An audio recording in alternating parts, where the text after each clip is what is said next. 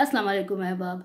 मैं मतरबा शेख आपको पायलोन टीवी के गोश अदब में खुशामदीद कहती हूँ। इसमें दस्तूर आज भी हमने आपको सुनाने के लिए एक अफसाना मुंतखब किया और ये अफसाना मुंतखब किया बैनुल अक़वामी अदब से, और जिस किताब से ये अफसाना मुंतखब किया उसका नाम है औरत कथा। औरत कथा बैनुल अक़वामी अदब से मुंतखब करदा अफसानों का मजमुआ है जो सिटी बुक पॉइंट कराची ने शाया किया है, और इन अफसानों का इंतखाब यासिर हबीब साहब ने किया। यासिर हबीब साहब ने ये किताब मुझे भिजवाई है और ये व्लॉग भी बनाने की इजाज़त दी है, जिसके लिए उनका बहुत बहुत शुक्रिया। औरत कथा में 44 अफसाने शामिल हैं जो दुनिया भर से 40 ख़वातीन मुसन्निफ़ीन के मुंतखब किए गए हैं। एशिया, अफ्रीका, जनूबी अफ्रीका, जनूबी अमेरिका, अमेरिका, ऑस्ट्रेलिया, मुत्तहदा अरब अमारात और सऊदी अरब से इन ख़वातीन मुसन्निफ़ीन का ताल्लुक़ है। इन ख़वातीन मुसन्निफ़ीन में से 32 माशाअल्लाह हयात हैं और अपने मुल्क में ख़वातीन के हुकूक़ के लिए, ख़वातीन की तालीम के लिए और ख़वातीन के रोज़गार के लिए काम कर रही हैं। जिन ख़वातीन मुसन्निफ़ीन के अफ़साने इसमें शामिल हैं उनके नाम हैं फ़रीदतुल फ़ारूक, नवाबुल सदावा, मूना राग़िब, लैला सुलेमानी, सलीना हुसैन, ओमा देवी, शोभा दे, मीना मोहम्मदी, रुखसाना अहमद, कैथरीन मिसनफील्ड, मरियम अल साइदी, सैयदा अबर आवेज़ और बहुत सी दूसरी ख़वातीन मुसन्निफ़ीन के अफ़साने इसमें शामिल हैं।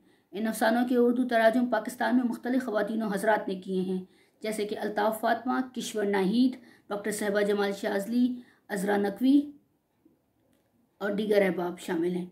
हमारे कुछ सोशल मीडिया अहबाब के नाम भी इन अफ़सानों के मुतरजमीन में शामिल हैं।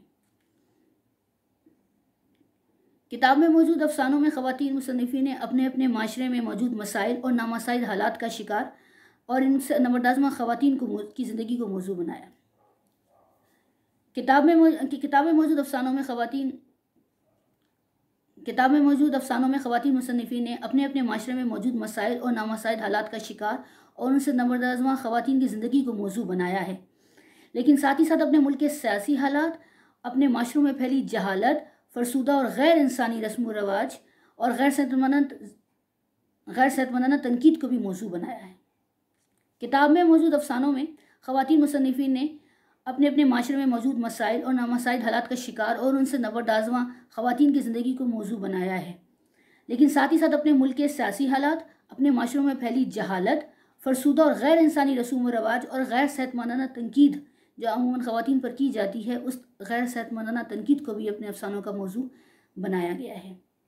नवाबुल सदावा मेरी पसंदीदा अदीबा है जिनका ताल्लुक़ मिस्र से है। मूना राग़िब का ताल्लुक़ भी मिस्र से है। ग्रेस ओकोर जिनका ताल्लुक़ कीनिया से था, उनका अफ़साना भी इसमें शामिल है। नाफिला ढब जिनका ताल्लुक़ ट्यूनिस से है, उनका अफ़साना भी इसमें शामिल है। सलीना हुसैन बांग्लादेश से जिनका ताल्लुक़ है, और बहुत ज़बरदस्त असमानवी बुनत जो है वो उनके अफ़सानों में नज़र आती है। खुदरो फूल उनके अफ़साने का नाम है। एक लड़की की कहानी उन्होंने बयान की है और बहुत दिलगीर अंदाज में उन्होंने बयान की है। अनीता शोभा दे और करिश्मा सोबती जिनका ताल्लुक़ हिंदुस्तान से है, उनके अफ़साने भी इस किताब में शामिल हैं। फ़लस्तीन से सामिया तूत का अफ़साना भी इसमें शामिल है। सऊदी अरब से खैरतुल सकाफ़ और कोरिया से हांग कैंग का अफ़साना इसमें शामिल है। इसके अलावा जो सबसे मुतासिर कुन अफ़साना है वो गैसा महलूब का है, जिसका नाम टॉयलेट है। गैसा महलूब साहिबा की पूरी ज़िंदगी जद मुसलसल से इबारत है। गैसा महलूब साहिबा का ताल्लुक़ एक गांव से था। वो अपने गांव से शहर आ गई, वहाँ उनको रहने की जगह नहीं मिली, तो वो और उनकी बहन एक पब्लिक टॉयलेट में रहने लगी। उस पब्लिक टॉयलेट में रहते हुए उन्होंने नौकरी की, अफ़साने लिखे, तालीम हासिल की और अपने माशरे की ख़वातीन के लिए बहुत काम किया। गैसा महलूब के बारे में इंटरनेट पे आप पढ़ सकते हैं। बहुत मुतासिर कुन ज़िंदगी उन्होंने गुजारी है।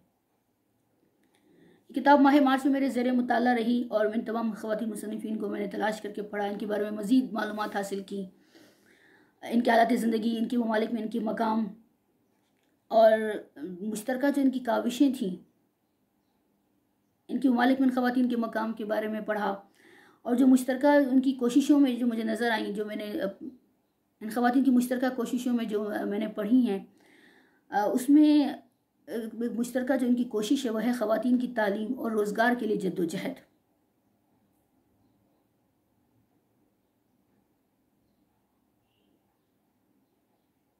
ये किताब पूरे माह मार्च में मेरे ज़ेरे मुताला रही और इन तमाम ख़वातीन मुसन्निफ़ीन को मैंने तलाश करके पढ़ा, इनके कॉलम्स भी पढ़े, इनके मज़ीद अफ़साने भी पढ़े और इनके मुल्क में इनका क्या मकाम है मैंने उसके बारे में भी पढ़ा और इनकी ज़िंदगियों में और अपनी ज़िंदगियों में किन मसाइल से नबरदाज़मा रही, मैंने उसके बारे में भी पढ़ा। और जब सब ख़वातीन मुसन्निफ़ीन की मुश्तरका काविशों और कोशिशें जो हैं वो एक ही मकसद के तहत हैं, और वो मकसद है ख़वातीन की तालीम और ख़वातीन का रोज़गार। ख़वातीन की तालीम की हामी में हमेशा से हूँ मैं भी, लेकिन रोज़गार के हवाले से कभी कभी हम कहते हैं हम घर में बैठे हैं, कोई बात नहीं, हम महफूज हैं। ख़वातीन की तालीम की हामी में हमेशा से हूँ, लेकिन माश के लिए ख़वातीन की तालीम की हामी में हमेशा से हूँ, लेकिन माश के हवाले से कभी कभी हम इस संजीदगी से नहीं सोचते जिस संजीदगी के साथ हमें ख़वातीन के रोज़गार और माश के हवाले से सोचना चाहिए। हम उसको टाल देते हैं कि हम तो घर में हैं, हमें कमा के खिलाने वाले माशाल्लाह मौजूद हैं। हम इस बात को इतना ज़्यादा हम इस बात को इतनी अहमियत नहीं देते, लेकिन ख़वातीन का माश किस कदर ज़रूरी है और ख़वातीन माशी तौर पर खुद निसार हों तो वो किस तरह इस्तेसाल से बच सकती हैं, इस किताब को पढ़ के मैंने सीखा है।